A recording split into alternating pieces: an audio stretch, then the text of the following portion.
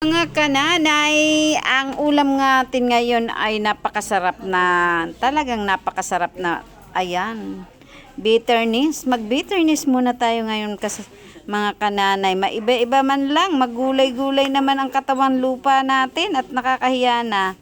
Puro sagana sa sarap. Ayan, maggulay-gulay tayo mga kananay at iyan ay, ayan at pinirito, ay nano ko na, pinatuyan ko na yung pansahog, manok.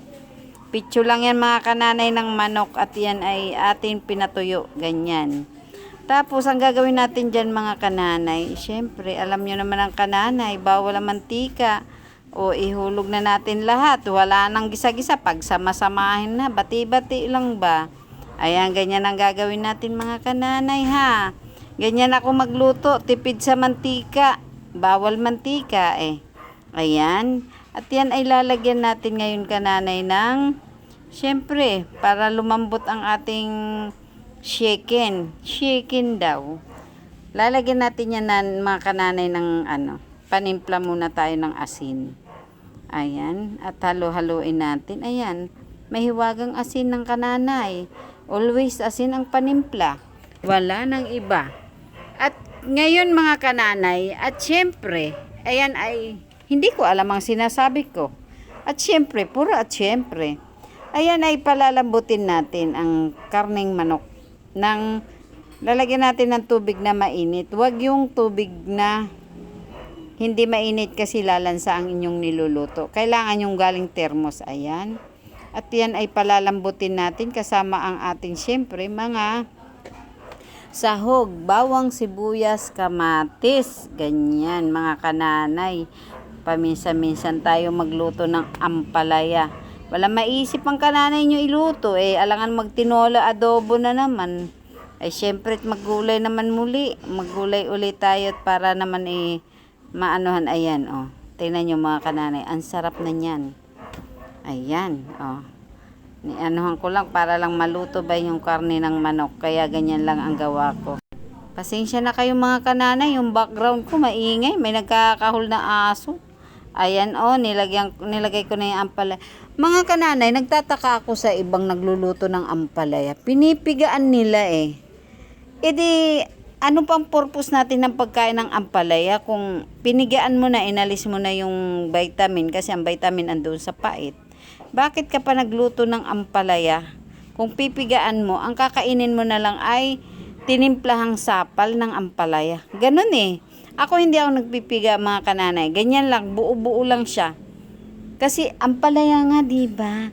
Hindi naman sinabing Diyos me, yung marimar, ewan ko sa inyo. Ba't nga ba kayo nagpipiga? Huwag na kayo magluto ng ampalaya kung pipigaan nyo lang. Namnamin nyo na lang ang pait. Kasi ganyan ang buhay natin. Ang buhay masaya, minsan may pait. O diba? Ganyan, o. Nilagyan ko na yan ng itlog. Ang daming sinabi. O. Itlog, dinaan lang sa itlog. Pero mga kananay, ang luto ko niyan ay half cook lang. Paka ano ko niyan, hindi ko na yan aanuhin. Patay na ang apoy niyan, haluin ko na lang yung itlog. Para masarap kainin. Kasi pag yan tinakpan yan, pag yan nakahango na ako. Ayan, o tingnan nyo, magberde pa. Yan ay crunchy pa siyang kakainin ko. Maghahango na ako. At yan na nga ang ampalaya. Yan ay ganyan lang ang pagkakaluto. Napakasimple. Hindi naman kailangan natin ng mantika. Mga bad cholesterol ang makukuha natin sa mantika.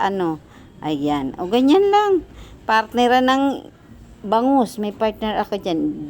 Inihaw na bangus. Ayan mga kananay. At luto na nga yan. At syempre kukuha tayo ng plato para maghango.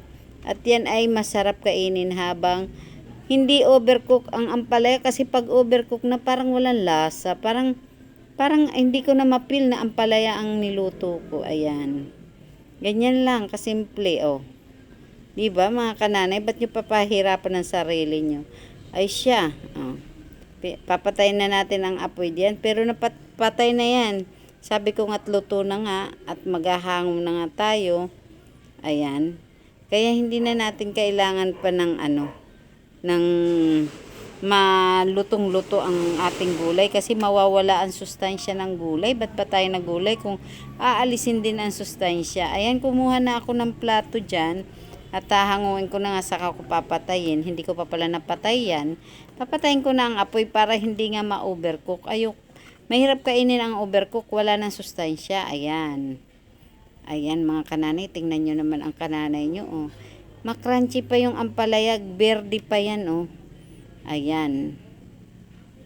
Ganyan lang pagluto ng ampalaya. Huwag nyo i-overcook. Nawawala ang vitamin siya. Kain na tayo mga kananay. Dami nyo sinabi. Dami sinabi ng kananay nyo. Nangingialam. Nagiging Jollibee din ang kananay nyo paminsan-minsan. Ayan. Tinakpan ko. Lutong-luto yan. Mamaya pagkain nila. Lamog na yan. Mahirap ng anuhin yan dahil sa init. Ayan, kain na tayo. Salamat sa inyong panonood. God bless.